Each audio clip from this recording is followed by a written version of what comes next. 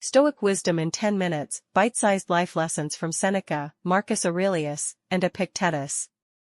The ancient Stoics, philosophers like Seneca, Marcus Aurelius, and Epictetus, developed a practical philosophy that continues to resonate with millions today. Their wisdom offers a framework for living well amid life's uncertainties and challenges. Here are the essential Stoic principles distilled into actionable lessons you can apply immediately. 1. Focus on what you can control. Make the best use of what is in your power, and take the rest as it happens. Epictetus. The central tenet of Stoicism is the dichotomy of control, understanding that some things are within our power and others are not. Within your control, your judgments and opinions. Your desires and aversions. Your responses to events. Your actions and intentions. Outside your control, other people's actions and thoughts. External events and circumstances. Your reputation and what others think of you. The past and the inevitable future. When you focus exclusively on what you can control, you reclaim your power and eliminate unnecessary suffering. The next time you feel anxious or frustrated, ask yourself, is this something I can control? If not, practice acceptance rather than resistance. 2. Find opportunity in adversity. The impediment to action advances action. What stands in the way becomes the way. Marcus Aurelius. Stoics viewed obstacles not as misfortunes but as opportunities for growth and virtue.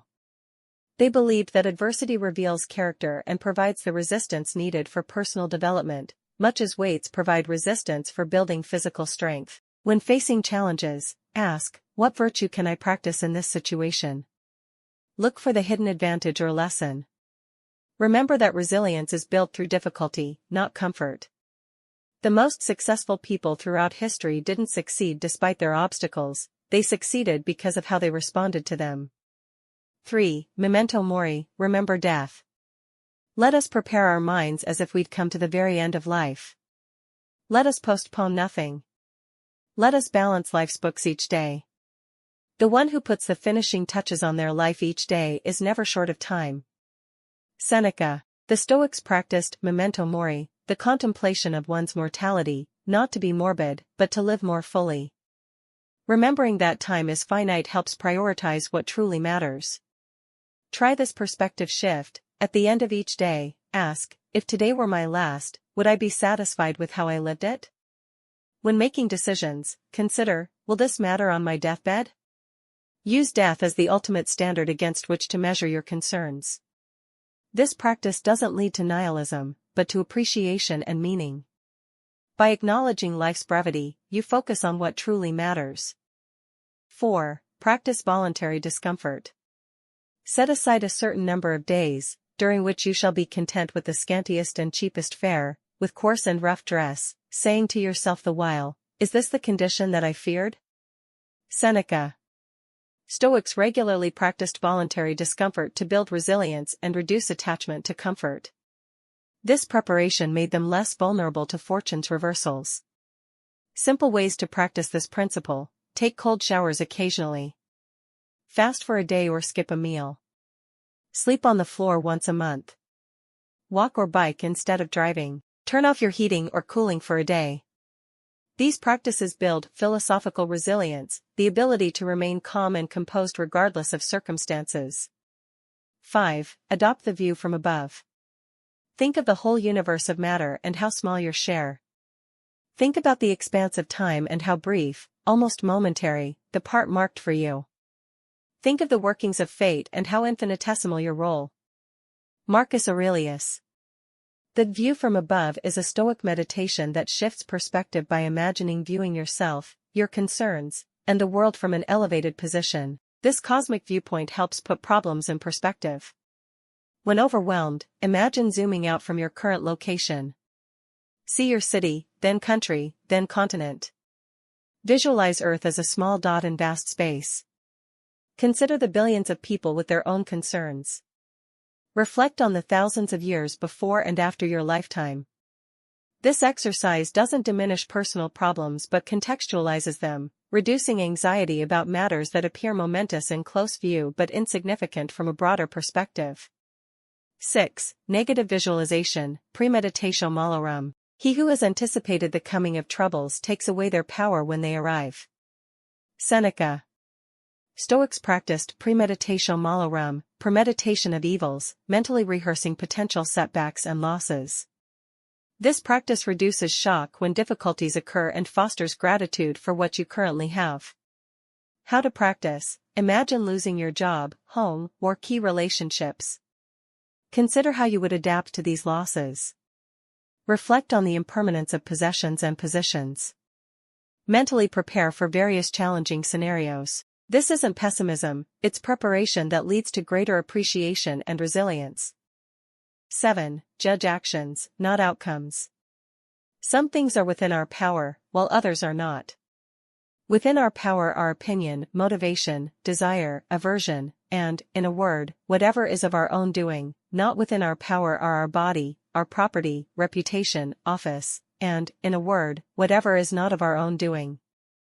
Epictetus. Stoics evaluated themselves by their intentions and efforts, not by results beyond their control.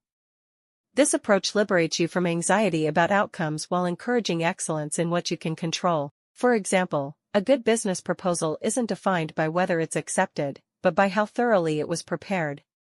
A good conversation isn't measured by whether someone agrees with you, but by how clearly and kindly you communicated. Success in sports isn't just about winning, but about playing to your fullest ability. Judge yourself by your actions and intentions, the only true measure of personal excellence. 8. Live according to nature. Live according to nature. Zeno of Citium. For Stoics, living according to nature meant two things: living according to human nature, our capacity for reason and virtue, and accepting the nature of reality, impermanence and interconnectedness. This principle encourages developing your rational faculties and virtues. Accepting reality's unchangeable aspects rather than fighting them. Recognizing your role as part of a larger human community. Aligning your expectations with how the world actually works. When you resist reality, wishing things were different than they are, you create suffering. Acceptance doesn't mean passivity but wisdom about where to direct your energy. 9. The discipline of assent. Make it your practice to say to every harsh appearance, you are just an appearance and not at all what you appear to be. Epictetus. Stoics practiced the discipline of assent, pausing before automatically accepting impressions or judgments. This creates space between stimulus and response, allowing wisdom to guide reactions. When a challenging situation arises, pause and observe your initial impression. Question whether your judgment is accurate and helpful. Remember that events themselves are neutral, only your judgment makes them good or bad. Choose a response aligned with virtue rather than impulse. This discipline transforms how you experience life's challenges, converting automatic reactions into thoughtful responses. 10. Amor fati, love your fate.